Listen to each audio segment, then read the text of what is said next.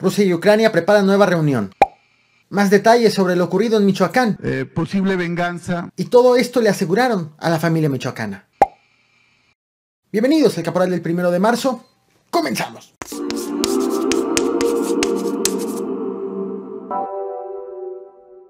Primer acto, vecinos de la alcaldía Cuauhtémoc en la Ciudad de México organizaron una protesta en contra de su alcaldesa Sandra Cuevas de la alianza PAN-PRI-PRD para el domingo 28 de febrero a las 6 de la tarde. Segundo acto, la alcaldesa convocó de manera urgente a un evento por el mes de la mujer a la misma hora, el mismo día y en el mismo lugar de la protesta. Estás viendo en pantalla la convocatoria. Tercer acto, ya con el evento y la protesta mezcladas, la alcaldesa lanzó pelotas desde el balcón de su oficina con billetes de 500 pesos pegados. Testigos dicen que fueron entre 10 y 50 las pelotas.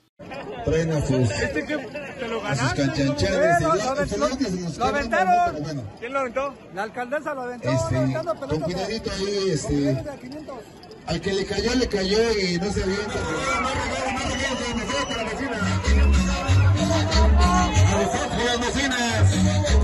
Cuarto acto, porque en la política en México tiene el número de actos que se le pega la gana. Cuando reporteros le cuestionaron este martes, 1 de marzo, a la alcaldesa del por qué aventó pelotas y de dónde salió el dinero, la alcaldesa negó que esto ocurriera. La prensa intentó mostrarle videos y entonces Sandra Cuevas se enojó y el PRD decidió dar por terminada la conferencia de prensa. ¿Cómo se llamó la obra? Alcaldesa, tirar balones pegados con billetes de 500 pesos es una nueva estrategia, ¿o cómo lo definiría usted? Pues para empezar, yo no vi ningún balón, entonces desde ahí ya estamos mal. Y no, mi estrategia ha sido el trabajo. No nos desviemos, estamos hablando, a ver. No. El tema más importante es la persecución política y de ahí no me van a sacar, ¿eh? Entonces, ¿sí o no hubo balones? Hace bonito día. Alcaldesa, perdón por la asistencia. ¿Sí o no hubo balones? Yo solamente les puedo hablar. Alcaldesa, unos minutos nada más. Nada más. ¿Y cómo va el conflicto en Ucrania? La agencia de noticias rusa TASS asegura que una fuente de la delegación rusa le ha confirmado que la segunda ronda de negociaciones Rusia-Ucrania está programada para mañana 2 de marzo. Recordemos que este fin de semana se realizó el primer encuentro en Bielorrusia, tras lo cual se anunció una segunda reunión. Aunque a pesar de ello, las tensiones siguen escalando. Ejemplo de ello es el vocero del Ministerio de Defensa, Igor Konashenkov, quien ha dicho que detendrán los ataques informáticos contra Rusia y para ello llevarán a cabo ataques con armas de alta precisión contra infraestructuras tecnológicas del Servicio de Seguridad y del centro principal de la Unidad de Operaciones Psicológicas de Kiev, por lo que pidió a los habitantes que vivan cerca de los centros de retransmisiones de Kiev que abandonen sus casas. Ayer, de hecho, te mostré estas imágenes satelitales de soldados rusos que conformaban una fila de 27 kilómetros de largo dirigiéndose a Kiev, fila que para la noche alcanzó una extensión de 60 kilómetros entre vehículos y artillería, una fila que ya estaba iniciando a alrededor de 25 kilómetros de Kiev. Para este martes 1 de marzo fue registrado ya un ataque ruso a la torre de televisión de Kiev que provocó la interrupción de las transmisiones de los canales de televisión. Según esto lo anunció el Ministerio de Defensa de Ucrania. Tanto el presidente ucraniano Volodymyr Zelensky como la agencia de noticias Interfax Ukraine aseguraron que hubo 5 muertos y 5 heridos. También este martes la flota del norte de Rusia informó que varios de sus submarinos nucleares participaron en ejercicios de enfrentamiento de maniobra en condiciones de tormenta en el mar de Barents, mientras que el Ministerio de Defensa dijo que en Siberia unidades de las fuerzas de misiles estratégicos lanzaron misiles balísticos en bosques para practicar en despliegues secretos. Estas prácticas llegan luego de que este fin de semana el presidente ruso Vladimir Putin pidió que sus fuerzas nucleares sean colocadas en alerta ante las tensiones con Occidente.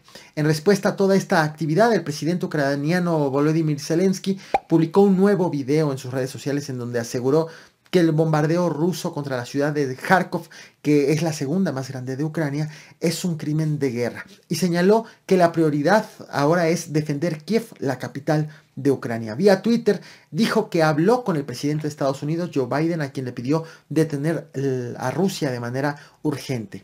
En Ginebra, en Suiza, se realizaron reuniones de las Naciones Unidas. En 2 de ellas, alrededor de 100 diplomáticos se retiraron en protesta cuando le tocó hablar por videollamada al ministro de Relaciones Exteriores de Rusia, Sergei Lavrov.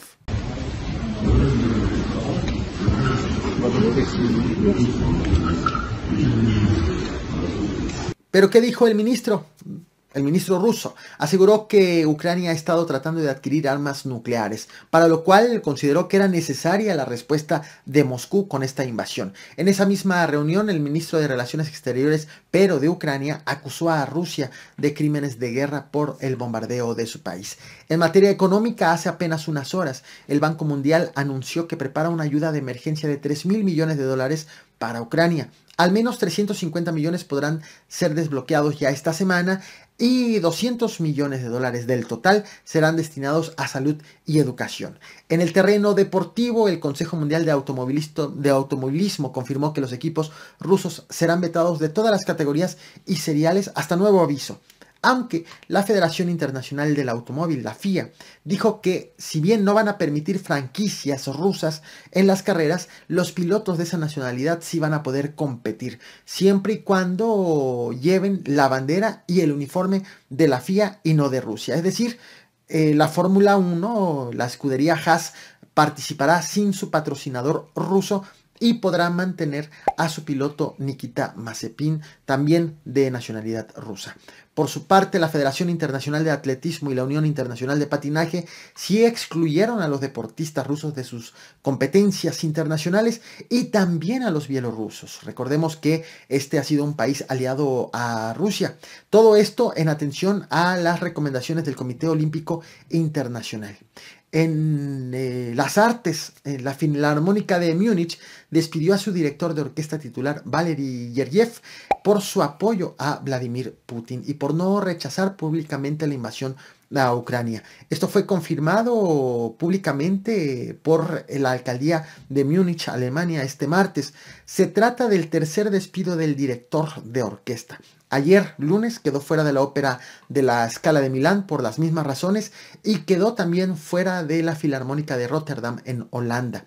En el Festival de Verbier en Suiza, los organizadores anunciaron que Gergiev quedó fuera también como director musical, pero en este caso no como despido, sino a modo de renuncia a petición de los organizadores de este encuentro. En el terreno del entretenimiento, la nueva película de Batman no será estrenada en Rusia y Paramount Pictures anunció que retiró 2 estrenos para los próximos meses también en Rusia, la película de The Lost City y Sonic.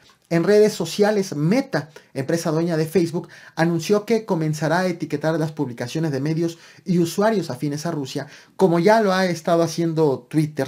Y a propósito de Twitter, este martes el presidente mexicano Andrés Manuel López Obrador se pronunció por la restricción de esta plataforma para los medios afiliados al Estado ruso y acusó censura.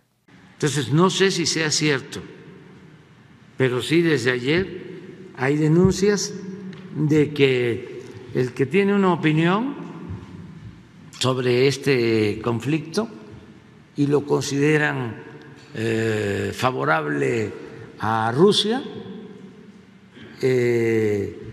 lo tachan o le ponen una leyenda en su cuenta. Eso es censura. Pero no sé si sea cierto. Y ha entrado en la conferencia matutina este martes, el subsecretario de Seguridad Ricardo Mejía habló sobre lo ocurrido el pasado domingo 27 de febrero en San José de Gracia, Michoacán. El funcionario confirmó todo lo que te traje ayer en este video. Te dejo link en la descripción de este mismo video y una pestaña aquí en la esquina de la pantalla por si quieres más detalles. Confirmó que una víctima fue Alejandro alias El Pelón y reveló el nombre de su rival, a quien identificó como Abel alias El Toro. Dijo que ambos pertenecieron a los Templarios y posteriormente al Cártel Jalisco Nueva Generación. Sin embargo, tuvieron diferencias entre ellos que escalaron a asesinatos de familiares, lo cual acabó con este multihomicidio del pasado domingo. Por cierto, otra precisión que hizo fue que se trató de una multiejecución, más no de un fusilamiento, aunque reconoció que las investigaciones siguen en curso. Queremos referir que el móvil que hemos ubicado es una posible venganza entre grupos vinculados a la delincuencia organizada. Y llegamos al tema principal. Mientras te cuento lo ocurrido, te iré mostrando imágenes de todo lo decomisado en Amacuzac, Morelos. Todo inició el pasado 24 de febrero en este municipio con la detención de 6 personas presuntamente integrantes de la familia michoacana. La Agencia de Investigación Criminal de la zona surponiente inició una investigación tras esa captura que la llevó a realizar un cateo este fin de semana en un predio presuntamente usado para cometer actividades ilícitas, según dijeron las autoridades. Todo esto en la colonia Benito Juárez, también en el municipio de Amacuzac. Para el predio, autoridades pidieron apoyo de elementos del ejército, en específico del 108 Batallón de Infantería. Entraron al inmueble y al interior encontraron 23 vehículos, en su mayoría desvalijados. Entre estos vehículos estaban una combi, una cuatrimoto, un camión cisterna, 2 camionetas de redilas, 2 pick-ups, 6 motocicletas, 10 automóviles. Muchos de estos tenían las placas alteradas. Autoridades aseguraron también un machete, cuchillos, ropa camuflada, identificaciones personales, envoltorios con hierba, 2 armas largas y 14 cartuchos de distintos calibres. Aunque no hay reportes de nuevos detenidos, este operativo, recordemos, inició tras la detención de 6 personas el pasado 24 de febrero. Esto es lo que he preparado para ti. No olvides reventar el botón de like, compartir y suscribirte. Gracias.